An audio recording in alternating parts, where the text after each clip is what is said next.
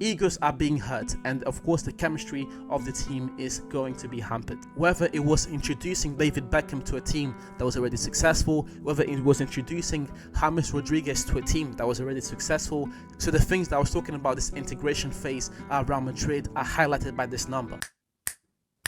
As we all know, Kylian Mbappe, once regarded the future of football, made his much-awaited move to Real Madrid this summer, and the expectation was for him to take Real Madrid to the next level. But as we all know, so far this season, that has not been what has happened. And I feel like that's where the problem begins. The expectation was that a team that just won the Champions League and won the La Liga, there was nothing wrong with this team. Maybe getting a striker would help. But a team that was already the best team in Europe was somehow going to get even better with Mbappe. How do you improve on winning the Champions League and the La Liga? Well, I guess it's a good thing that I'm not the president at Real Madrid. That's Florentino Perez's job. And at least from what we can see, he probably thought that Mbappe was going to be the answer.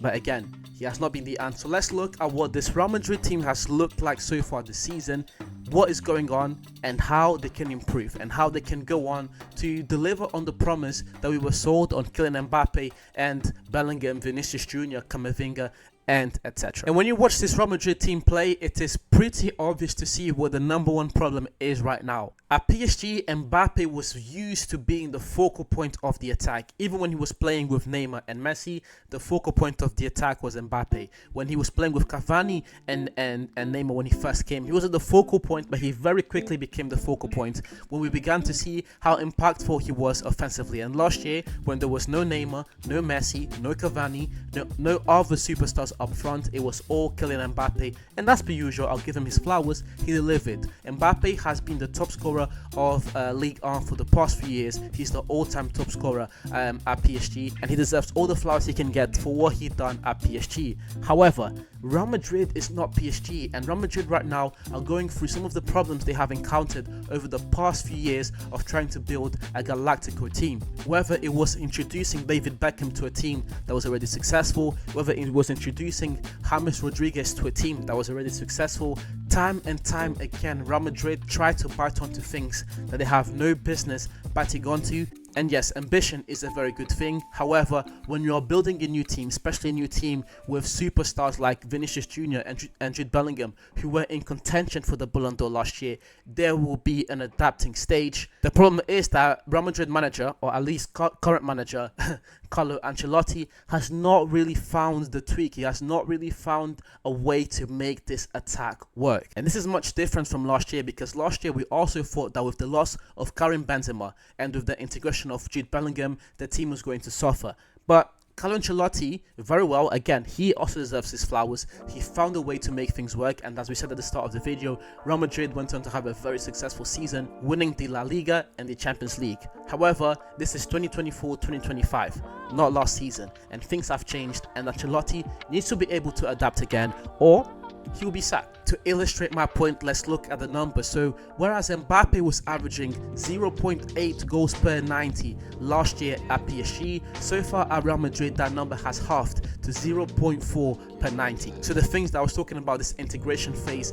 at Real Madrid, are highlighted by this number. His output so far has more than halved, and that is not a good thing, because Mbappe being in the team and not gelling well with the team also means that everyone else's performances, so Vinny, Bellingham, Rodrigo, etc., also have a dip in their performance. And because Mbappe is such a high profile player, because Mbappe costs so much money, and because Mbappe also has an ego, Ancelotti usually thinks twice before taking Mbappe off the pitch, even when he isn't performing at his best. That's usually what happens with star players. You just let them play and you hope that they find a way to make things work.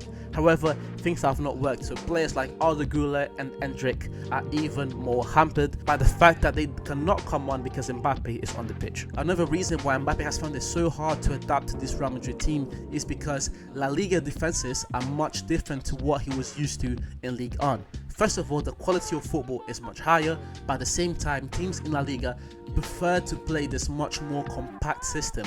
Teams like Atletico Madrid and Sevilla, for example, are very compact and they sit well. This is in part because teams in La Liga like to play high possession football, which means that if you want to win the game, you have to be able to sit well within a box. And some teams, like the ones I mentioned, have perfected that. So when Real Madrid go up against these teams know very well that they'll have to sit back, and they're comfortable sitting back and allowing that pressure in. And so far, Mbappe and the attacker Real Madrid and Ancelotti have really struggled to try and break that. Another glaring issue with Mbappe in this Real Madrid team is chemistry.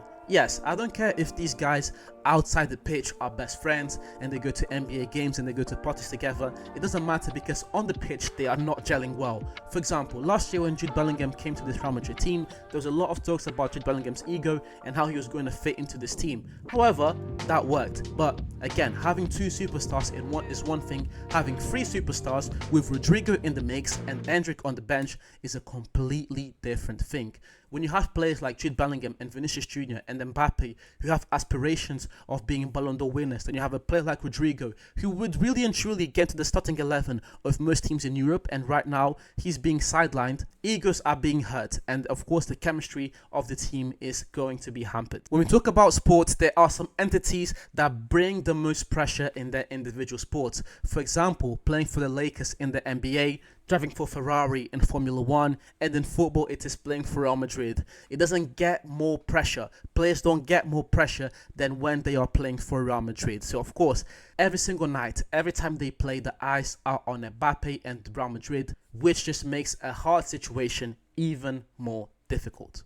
Let's also not overlook the injuries and knocks that Mbappe has dealt with so far this season. Yes, they've not been major incidents. I know that he hasn't missed major times, but these interruptions have also not helped to build that chemistry, to build that tactical cohesiveness that will help Real Madrid to win the things that they want to win this year.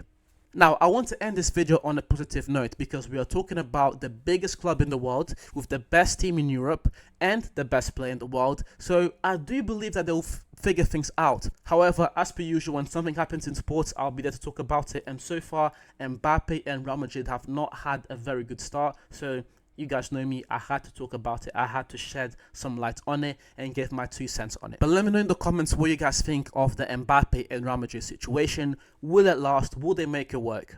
I appreciate you watching the video until the end. Please leave a like, comment, subscribe, share. Do all those things to please help me grow this channel. And I'll see you soon.